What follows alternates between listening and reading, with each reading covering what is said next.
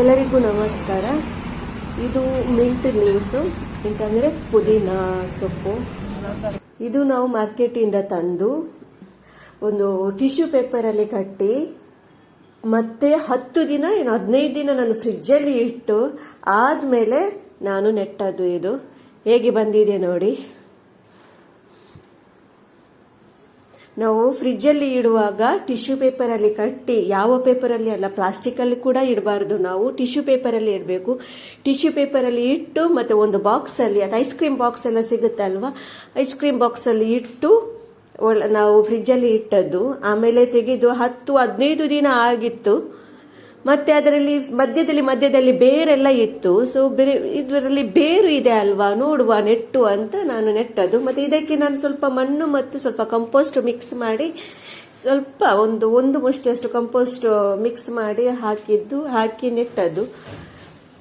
ಹೇಗೆ ಬಂದಿದೆ ನೋಡಿ. ಇನ್ನೊಂದು ಚಟ್ಟಿಯಲ್ಲಿ ಇದೆ, 2 ಚಟ್ಟಿಯಲ್ಲಿ ಇದೆ. ತುಂಬಾ ಚೆನ್ನಾಗಿದೆ. ಇಲ್ಲಿ ತುಂಬಾ ಬಿಸಿಲು, ಮಳೆ ಕೂಡ ಇಲ್ಲ. ಅಂದ್ರೆ ನಾವು ಮಂಗಳೂರಲ್ಲಿ ಇರೋದು, ಸುರತ್ಕಲಲ್ಲಿ. ಸೊ ತುಂಬಾ ಬಿಸಿಲು ಇದೆ. ಆ ಬಿಸಿಲಲ್ಲಿ ಮಿಂಟ್ ಲೀವ್ಸ್ ಆಗಿದೆ. ಫ್ರೆಶ್ ಮಿಂಟ್ ಲೀವ್ಸ್ ಸಿಗುತ್ತೆ. ನೀವು ಕೂಡ ಮಾಡಿ, ಹೀಗೇನೆ ಗೊತ್ತಾಗುತ್ತೆ ನಿಮಗೆ.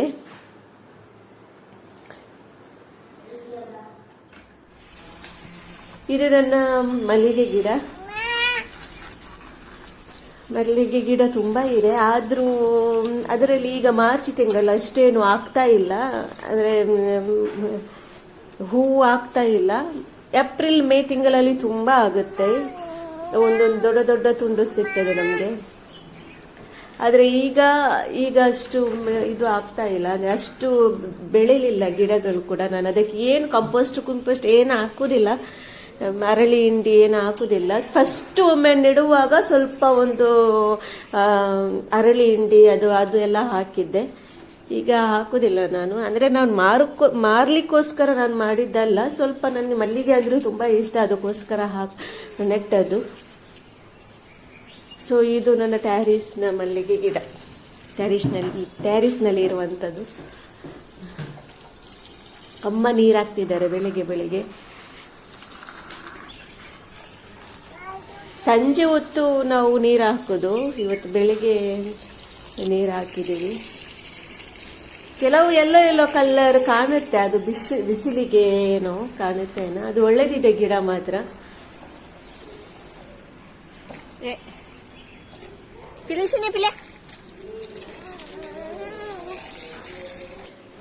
ಇನ್ನು ಕೆಲವು ಹೂವಿನ ಗಿಡಗಳು.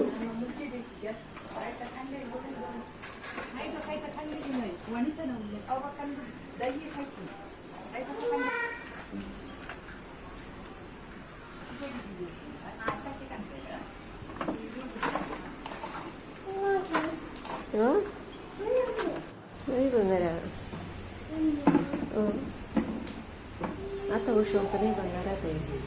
Rui kenapa nane? Nani call करूँगा सर. ये यूं नहीं. आई.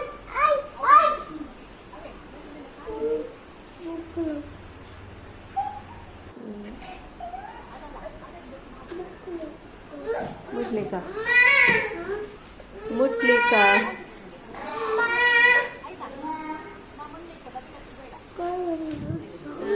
ನನ್ನ ಚಾನೆಲ್ ನಿಮಗೆ ಇಷ್ಟ ಆದರೆ ದಯವಿಟ್ಟು ಸಬ್ಸ್ಕ್ರೈಬ್ ಮಾಡಿ, ಬೆಲ್ ಬಟನ್ ಕಮೆಂಟ್ ಕೂಡ ಮಾಡಿ, ಶೇರ್ ಕೂಡ ಮಾಡಿ, ಲೈಕ್ ಕೂಡ ಮಾಡಿ, ಶೇರ್ ಕೂಡ ಮಾಡಿ. ಇಷ್ಟ ಆದರೆ ಮಾತ್ರ. ಎಲ್ಲರಿಗೂ ಧನ್ಯವಾದಗಳು. Thank you.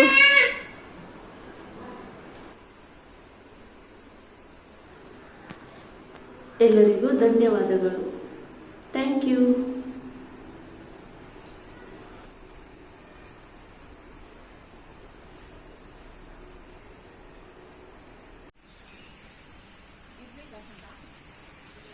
Biliyorsun ya.